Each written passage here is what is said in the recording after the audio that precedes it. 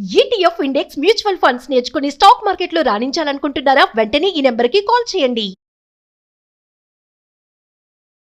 నమస్కారం అండి.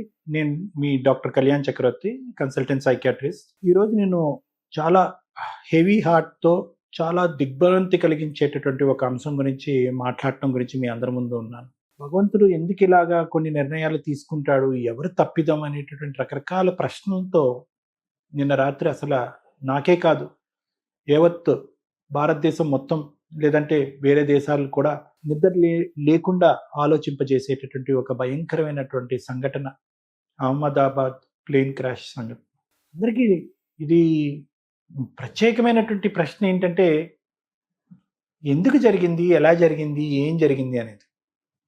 అయితే ఇవన్నీ మాట్లాడుకునే ముందు, అంటే అక్కడ ఆ ఫ్లైట్లో ప్రయాణం చేసేటటువంటి ఒక్కొక్క కుటుంబం యొక్క గాథను వింటూ ఉంటే కనుక, ఆ డాక్టర్ గారు, ఆ ముగ్గురు పిల్లలు అవనియండి, లేదంటే గుజరాత్ ఎక్స్ సీఎం గారు రూపానీ గారిది అవనియండి, ఎవరిదైనా కూడా ఏంటిది, ఎలా జరిగింది, could this have been avoided. అంటే ఇక్కడ పారాడాక్స్ ఏంటంటే అంటే విచిత్రమైనటువంటి వ్యతిరేకమైనటువంటి ఆలోచింపజేసేటటువంటి అంశం ఏంటంటే, ఏది సేఫ్ అనే ప్రశ్న మనకు వస్తుంది. అంటే ఏ ప్రయాణం సేఫ్? అంటే ట్రైన్ ప్రయాణం సేఫా, లేదంటే ఏరోప్లేన్ సేఫా? బోయింగ్ 171 అనేటటువంటి ఈ డ్రీమ్ లైనర్, అంటే తెలియనటువంటి ప్రేక్షకుల గురించి కొంతమందికి తెలియజేసేటటువంటి, it is the safest air transport in the world. అంటే దానికి ఆల్మోస్ట్ దాని సేఫ్టీ ఈజ్ 100% సేఫ్. అది మనం ఎక్స్ ఏవియేషన్ మినిస్టర్ మాటల్లో అన్నా విన్నాము, లేదంటే బోయింగ్ వాళ్ళు ముందుకొచ్చి చెప్పిన దాంట్లో విన్నాము, ఎయిర్ ఇండియా వాళ్ళు చెప్పిన దాంట్లో కూడా మనం విన్నాం. ఎందుకు అది సేఫ్ అంటే కనుక, because it has dual engines. దానికి డబల్ ఇంజన్స్ ఉంటాయి, 2 ఇంజన్స్ ఉంటాయి. ఒకటి ఫెయిల్ అవుతే కనుక ద అదర్ ఇంజన్ యాక్చువల్లీ ప్రొపెల్స్. కానీ ఫ్లైట్ లెగిసినటువంటి 30 సెకండ్స్లోనే బోత్ ఇంజన్స్ ఫెయిల్ అయ్యి అసలు ఎలివేషన్కే టైం లేకుండా క్రాష్ అయిపోయినటువంటి ఒక, అది ఆల్మోస్ట్ ఏంటంటే యూస్లెస్ ఒక ప్రైవేట్ జెట్, అంటే ఎటువంటి టెస్ట్ చేయకుండా ఒక ప్రైవేట్ జెట్ నడిపినంత ఇదిగా ఒక బోయింగ్ అనేది కూలిపోవటం అనేది చాలా భయంకరమైనటువంటి అంశం. అందరికీ నా సంతాపం అండి. అంటే మై డీపెస్ట్ ఆఫ్ కండోలెన్సెస్. ఎవరైతే కనుక ఇందులో సర్వైవర్స్ అనే వాళ్ళు ఎవరు లేరు, కానీ వాళ్ళ కుటుంబ సభ్యులు ఎవరైతే ఉన్నారో అది వర్ణాతీతం. ఎందుకంటే కనుక మాటల్లో చెప్పలేనటువంటిది. చాలామంది ఏమనుకుంటారంటే కనుక, ఇలా జరిగిన తర్వాత ఆఖరి చూపు అనేటటువంటిది ఒకటి ఉంటుంది చూడండి. అంటే అట్లీస్ట్ ఆ డెడ్ బాడీని అన్న చూసి ఒక ఆఖరి చూపుగా, అంటే కనుక ఇక్కడ అంత బూడిద, గుర్తుపట్టలేనటువంటి పరిస్థితి. డిఎన్ఏ టెస్ట్ చేస్తేనే కానీ ఆ వ్యక్తి ఎవరికి సంబంధించినటువంటి వ్యక్తితో తెలియనటువంటి పరిస్థితిలో, అంటే ఇంతకంటే బాధ ఉంటుందా, ఇంతకంటే పెయిన్ ఉంటుందా అనేటటువంటిది నా ఆలోచన, బహుశా మీ అందరి ఆలోచన కూడా. సో రకరకాల ప్రశ్నలు అనేవి వస్తున్నాయి ఈరోజు. ఒకటి, భగవంతుడు ఎందుకు ఇలా చేశాడు, ఎవరిది తప్పిదం అనేది. రెండోది, లైఫ్ ఇంత అన్ప్రెడిక్టబుల్లా? అంటే డబ్బులుండి లండన్ వెళ్ళేటటువంటి కెపాసిటీ ఉండి ద బెస్ట్ ఆఫ్ ఎయిర్లైన్స్లో ప్రయాణం చేసేటటువంటి వాళ్ళకు కూడా లైఫ్ జీవితం అనేటటువంటిది ఒక గ్యారంటీ లేదా అనేటటువంటిది దీని ద్వారా మనకు అర్థమయ్యేటటువంటిది. ఎవరి తప్పు, ఎవరిని శిక్షించాలి అనేటటువంటిది తర్వాత మనకు తెలిసేటటువంటి అంశాలు, కానీ ఇది ప్రతిరోజు చూసేటటువంటి అంశం కాదు. బహుశా ఇది ప్రివెంట్ చేసి ఉండేవాళ్ళం అంటే కనుక ఏమో ప్రివెంట్ చేయవచ్చేమో, ఎక్కడన్నా లాక్సిటీ ఉందేమో, ఎవరైనా దీనికి తేలిగ్గా తీసుకున్నారేమో.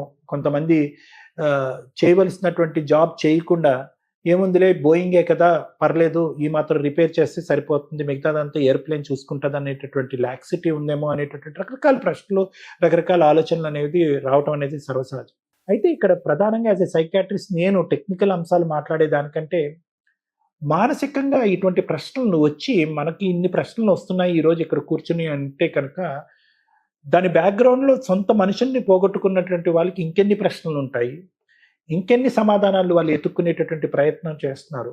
ఆఖరి చూపు కూడా దక్కకుండా, ఆఖరి మొహం కానీ బాడీ కానీ కూడా చూడలేనటువంటి పరిస్థితిలో ఆ ఫ్యామిలీ మెంబర్స్ ఒక భయంకరమైనటువంటి ట్రామాలోంచి వెళ్తూ ఉంటారు. వాళ్ళకి ప్రధానంగా నేను చెప్పేది ఏంటంటే, ద థింగ్ ఇస్, ఇది ఎంత తొందరగా వాళ్ళు దీన్ని జీర్ణించుకుంటే కనుక అంత మంచిది. ఎందుకంటే దీన్ని పోస్ట్ ట్రామాటిక్ స్ట్రెస్ డిసార్డర్ అంటూ ఉంటాం, పిటిఎస్డి అంటూ ఉంటాం. పిటిఎస్డి అంటే కనుక ఒక ట్రామా, ఒక భయంకరమైనటువంటి సిచ్యువేషన్లో వెళ్ళి బ్రతికి బట్ట కట్టినటువంటి వ్యక్తుల యొక్క మానసిక పరిస్థితి. కానీ పీటీఎస్డి అనేటటువంటిది కేవలం అందులోపల అనుభవించినటువంటి వ్యక్తులే కాకుండా ఏ వ్యక్తులైతే కనుక ఇటువంటి అనుభవాన్ని బయట నుంచి చూస్తూ కుటుంబ సభ్యులు అవనండి, స్నేహితులు అవనండి, దగ్గర బంధువులు అవనండి, ఎవరైనా కూడా బయట నుంచి చూస్తూ వారికి ఏర్పడేటటువంటి మానసిక పరమైనటువంటి ప్రశ్నలు, సమాధానం దొరకనటువంటి ప్రశ్నలతో పగలనక రాత్రనక సతమతం అవుతూ ఒక డిప్రెషన్లోకి వెళ్తారు చూడండి. అది కూడా ఒక విధమైనటువంటి పీటీఎస్డీఏ, ఒక పోస్ట్ ట్రామాటిక్ స్ట్రెస్ డిసార్డర్. ఎందుకు ఇలా జరిగింది? మేము చేయనటువంటి తప్పుకి మేము ఎందుకు ఇది అనుభవించాలి? డబ్బులతో ముడిపెట్టేటటువంటి అంశం కాదండి. హెచ్చు తగ్గులు డబ్బున్న వాళ్ళు, తక్కువ ఉన్నటువంటి వాళ్ళు కదా. వై? ఎందుకు ఇది జరిగింది?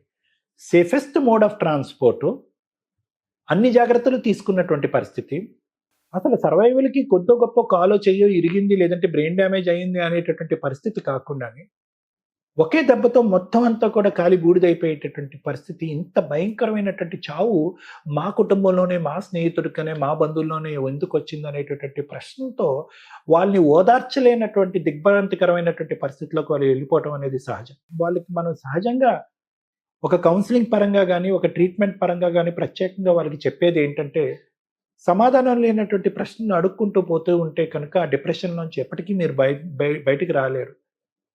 ఏ విధంగా మనం ఓదార్చలేనటువంటి దీంట్లో ప్రత్యేకంగా మనం చెప్పేది ఏంటంటే, వీలైనంత తొందరగా ఆ అంశాన్ని జీర్ణించుకుని లేనటువంటి వాళ్ళని ఇంకా తిరిగి రారు అనేటటువంటి ఆలోచనలోకి వెళ్ళి అటువంటి వాళ్ళకి ధైర్యాన్ని నింపేటటువంటి ప్రయత్నం ప్రత్యేకంగా చుట్టుపక్కల ఉండేటటువంటి వాళ్ళందరికీ మనలాంటి వాళ్ళ మీద ఆ బాధ్యత అనేది ఉంది. ఇది ఒక అంశం. రెండో ముఖ్యమైనటువంటి అంశం ఏంటంటే కనుక, ఇటువంటి సంఘటనలు జరుగుతున్నాయి, ఇటువంటి పరిస్థితులు ఉన్నాయి. అప్పుడు కరోనా వచ్చినప్పుడు ఎవరు ఎప్పుడు ఉంటారో అనేది తెలియనటువంటి పరిస్థితి. ఈరోజు ఇటువంటి సంఘటనల్లో ప్రాణం అనేటటువంటి దానికి ఎంత ఈజీగా, ఎంత ఊహించినటువంటి విధంగా ప్రాణం అనేటటువంటిది ఎంత ఈజీగా గాల్లో కలిసిపోవచ్చు అనేది ఇటువంటి సంఘటనలను బట్టి మనకు అర్థమయ్యేటటువంటి అంశం. సో దీన్ని బట్టి ఏంటంటే, ఉన్నంతకాలం ఒక మెసేజ్ ఏంటంటే, ఉన్నంతకాలం మనం ఈ ప్రాణాన్ని, ఈ జీవితాన్ని ఆస్వాదిద్దాం, ఆనందిద్దాం, ముందుకెళ్దాం. మనం సంతోషంగా జీవిస్తూ నలుగురిని సంతోషంగా ఉంచేటటువంటి విధంగా ఈ జీవితాన్ని మనం వాడుకుందాం అనేటటువంటి మెసేజ్ ఇలాంటి అంశాల ద్వారా మనకు తెలిసేటటువంటి అంశం. ఎంతకాలం ఉంటాం, ఏం జరుగుతుంది, ఫ్యూచర్ ఏంలో ఏముంటుంది, ఏ మూల నుంచి ఏమొస్తుంది అనేటటువంటిది తెలియనటువంటి ఈ ప్రపంచంలో జీవితాన్ని ఆస్వాదిస్తూ సంతోషంగా ఉంటూ మెటీరియలిస్టిక్ థింగ్స్, తాత్కాలికంగా సంతృప్తి ఇచ్చేటటువంటి సంఘటనలతో కొట్టుకుపోకుండా చీలికి చిన్న చిన్న గొడవలకి పెద్ద మనస్తాపం చెంది అదే పెద్ద ప్రపంచం, ఇదే జీవితం అనేటటువంటి విధంగా దాంట్లో గొడవలు పడుతూ మానసిక ప్రశాంతతను కోల్పోతూ బంధాలని తెంచేసుకుంటూ ఈగోలకి పోతూ ఇలాంటి వాటినన్నిటినీ కూడా, ఇలాంటి సంఘటనలు చూసిన తర్వాత మనందరికీ కూడా ఒక ఆత్మ పరిశీలన అనేది జరగాలి, ఒక ఇంట్రోస్పెక్షన్ అనేది జరగాలి. అరే ఇలాంటి వాటిగా మనం కొట్టుమిట్టలాడుతూ జీవితాన్ని సర్వనాశనం చేసుకుంటున్నాము, ఈగోలకు పోయి, పట్టింపులకు పోయి, పంతాలకు పోయి బంధాలని తెంచేసుకుంటున్నాం. మనం డబ్బు అనేటటువంటి వైరాగ్యంలో కొట్టుకుపోతున్నాము.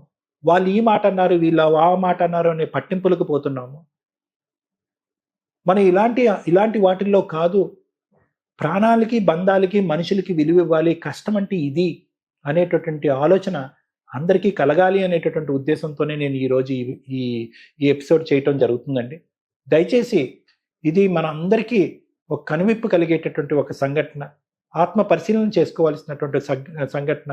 ఆ బాధితులు ఎవరైతే ఉన్నారో, ఆ కుటుంబ సభ్యులు ఎవరైతే ఉన్నారో వాళ్ళందరి తరపున నిలబడవలసినటువంటి వాళ్ళకి మనం ఏమీ దగ్గరుండి చేయలేకపోయినా కూడా మన ప్రేయర్స్ అనేటటువంటిది ప్రే చేస్తూ మన యొక్క భగవంతుడి యొక్క బలము వాళ్ళకి చేకూర్చాలి అనేటటువంటి విధంగా మనం అందరం పూజలు చేస్తూ వాళ్ళు వెన్నంటూ నిలబడుతూ, అదే విధంగా ఏంటంటే ఇటువంటి సంఘటనల ద్వారా మనం అందరం అర్థం చేసుకోవాల్సింది ఏంటంటే, life is very short, let us live it with sweetness and peace of mind. నమస్తే అండి.